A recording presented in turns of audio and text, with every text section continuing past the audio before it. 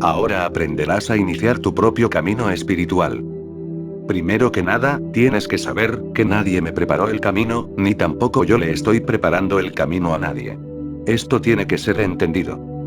Hay 4 posibilidades. Una, la más vieja y la más usada, es la que se dio en el caso de Jesús.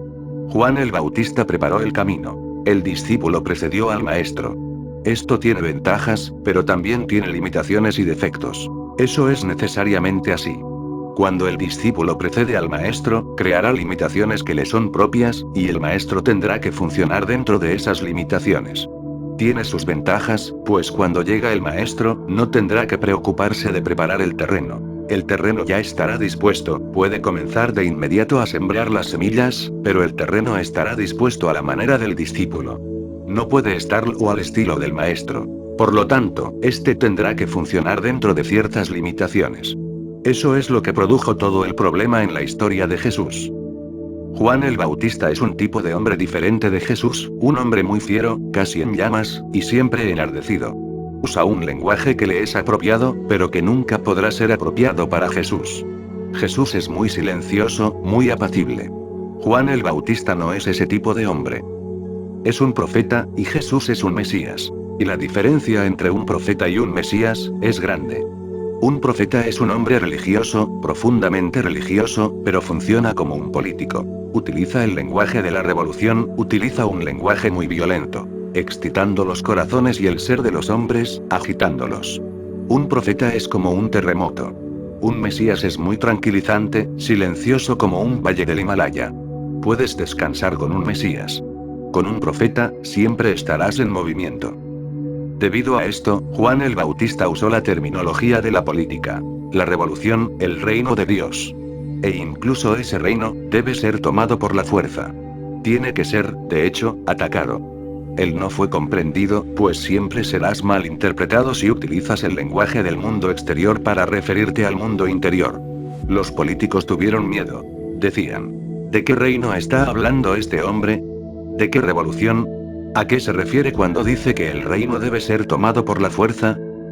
Juan el Bautista es muy impaciente. Desea cambio inmediato. No puede esperar. Él creó la atmósfera en que Jesús tuvo que funcionar. Juan el Bautista murió en prisión, fue decapitado por los gobernantes. Fue absolutamente mal interpretado, pero nadie tuvo la culpa. Él mismo la tuvo. Jesús le iba a seguir. Jesús fue discípulo de su propio discípulo. Fue iniciado por Juan el Bautista, porque éste le precedió. Se creó un vínculo. Fue así como tuvo que utilizar la misma terminología. Era casi seguro que no le comprenderían.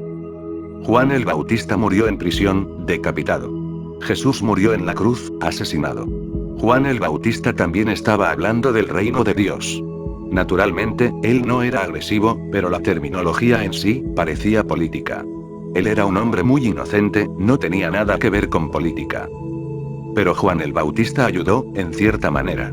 Jesús pudo trabajar, porque todos los discípulos de Juan el Bautista estaban listos para recibirle, él no era un extraño. Juan el Bautista había producido una pequeña abertura, había creado una pequeña claridad en la oscuridad de la humanidad. Cuando llegó fue recibido. Había una casa lista para él. Unas pocas personas receptivas a él.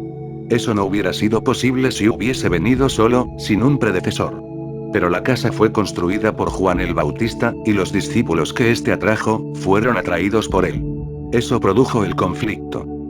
Este es el formato más antiguo. El maestro es precedido por un discípulo, que cumple el rol de predecesor, y prepara el terreno. Debido a sus defectos y limitaciones, ha habido otra manera. La opuesta. Ramakrishna es sucedido por Vivekananda. No es precedido por nadie. El maestro viene primero, y entonces le sigue el discípulo. Esto tiene sus ventajas, porque el maestro crea toda la atmósfera, el maestro es quien crea la situación completa en que va a producirse el crecimiento, en cómo van a desenvolverse las cosas. Él da el lenguaje, el patrón, la dirección, la dimensión. Pero esto tiene defectos, porque el maestro es infinito. Y cuando llega el discípulo, este resulta ser muy finito. Y entonces el discípulo tiene que elegir, porque no puede moverse en todas direcciones. El maestro puede estar mostrando todas las direcciones, te puede estar guiando hacia el infinito. Pero cuando el discípulo llega, debe elegir, debe seleccionar, y entonces fuerza su propio patrón en ello. Ramakrishna fue sucedido por Vivekananda. Ramakrishna es uno de los florecimientos más grandiosos que hayan ocurrido nunca. Vivekananda es el profeta. Ramakrishna es el Mesías, pero Vivekananda determinó todo el rumbo. Las inclinaciones de Vivekananda eran de tipo extrovertido, no de tipo introvertido. Sus propias inclinaciones apuntaban más hacia la reforma social, hacia el cambio político. Estaba más interesado en traer riquezas a la gente, en destruir la pobreza y el hambre. Cambió enteramente el rumbo. La misión Ramakrishna no es fiel a Ramakrishna.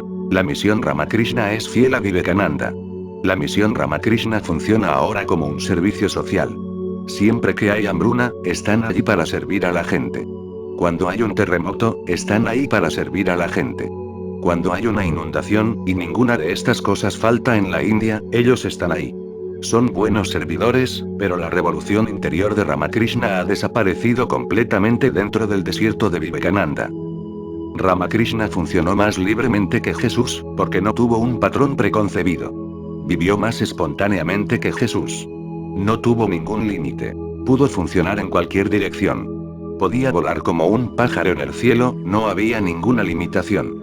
Pero luego llega el discípulo. Él organiza, y naturalmente, lo organiza a su manera. Ahora bien, las dos maneras tienen ventajas, y las dos tienen defectos, pero también existe una tercera posibilidad, que nunca ha sido utilizada antes. Krishnamurti es el primero en el mundo en utilizar esta tercera posibilidad. La tercera posibilidad consiste en negar a ambos. Predecesores y sucesores, ambos. Es negativa.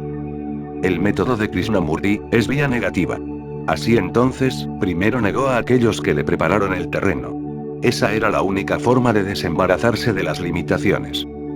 Negó a todo el movimiento teosófico. Ani Besant, Leadbeater, ellos fueron los que prepararon todo el terreno, y trabajaron duro para Krishnamurti. Ellos fueron los que cumplieron el rol de Juan el Bautista para él. Crearon para él una extensa oportunidad en el mundo.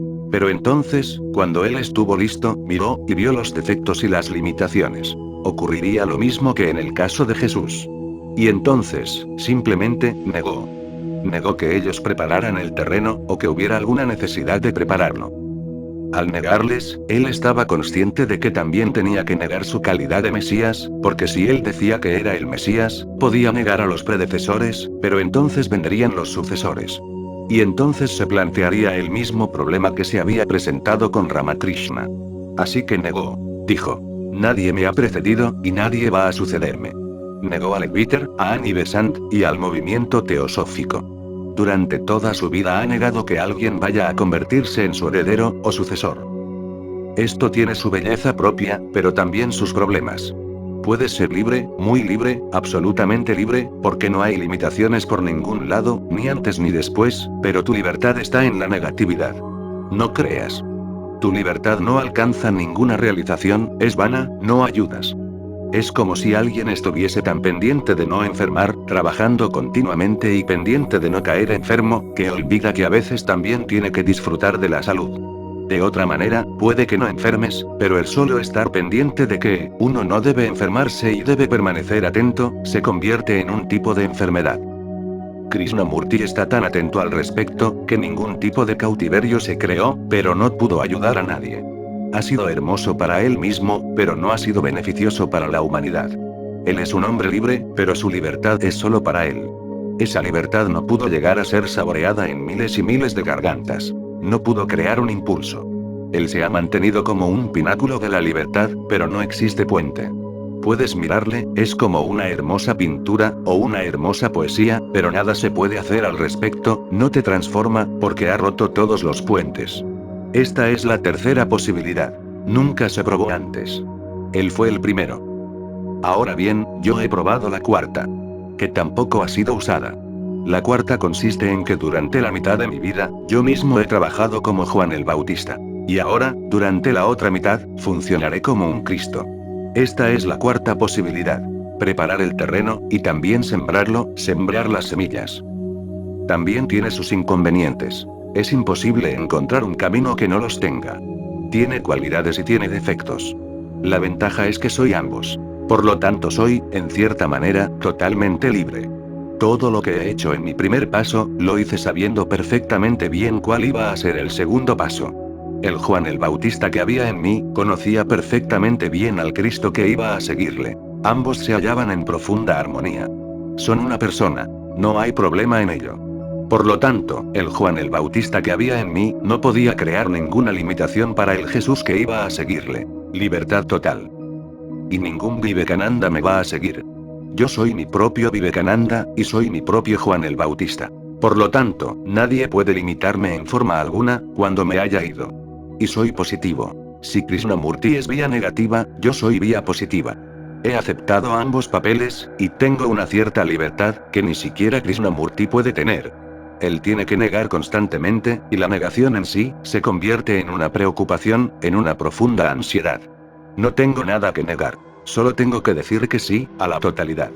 Pero existen problemas, y el problema más grande es que siempre seré contradictorio. Todo lo que ha dicho Juan el Bautista, tendrá que contradecirlo el Cristo que hay en mí. Siempre seré contradictorio. Durante muchos años me estuve moviendo, llegando a cada persona, a cualquiera que tuviera alguna capacidad de crecimiento. Nunca nadie pensó que algún día el vagabundo que había en mí, simplemente se sentaría en su habitación cerrada, y que ni siquiera saldría de esa habitación. Contradictorio. Durante años hablé en términos de revolución. Naturalmente, Juan el Bautista tiene que hablar de esa manera. Entonces, de repente, dejé de hablar de la revolución, de la sociedad, del bienestar de la humanidad. Olvidé todo al respecto. Ahora solo existe el individuo. Contradictorio. Si observas, puedes encontrar dos corrientes paralelas, y la primera corriente ha estado en constante contradicción con la otra corriente. Durante esos muchos años, el Juan el Bautista, estaba haciendo una cosa. Ahora el maestro, algo completamente diferente, está haciendo algo totalmente contradictorio. Más tarde, será imposible decidir si este hombre era uno solo, o dos. Y me figuro que algún día alguien sospechará que este hombre eran dos, porque las contradicciones son obvias, y no hay manera de resolverlas. Este es el problema conmigo, pero alguien tenía que probar la cuarta posibilidad, y estoy feliz de haberla probado yo. Cada cosa en esta tierra tiene sus inconvenientes, así que no puedes escapar de los inconvenientes. Por una u otra parte aparecerá el problema. Por lo tanto, es solamente cuestión de elección, lo que a ti te acomode. Esto me acomoda perfectamente. Ser libre para contradecirse es un gran prodigio, porque así no me preocupo en absoluto de lo que digo. No guardo cuentas, no necesito preocuparme acerca de lo que dije ayer. Puedo contradecirme. Esta es una gran libertad. Y si me amas, sé que encontrarás en lo profundo de mí, que las contradicciones ya están resueltas. Pero eso le ocurrirá solo a aquellos que confían, eso solo le sucederá a aquellos que se acerquen más y más a mí. Todas las contradicciones están en la superficie. En mi interior ya están resueltas, porque soy uno. Funcioné como Juan el Bautista. Ahora funcionaré como Cristo. Así que nadie me ha precedido, y nadie será mi sucesor. Soy un círculo perfecto. El único camino para realizarse espiritualmente, es la confianza.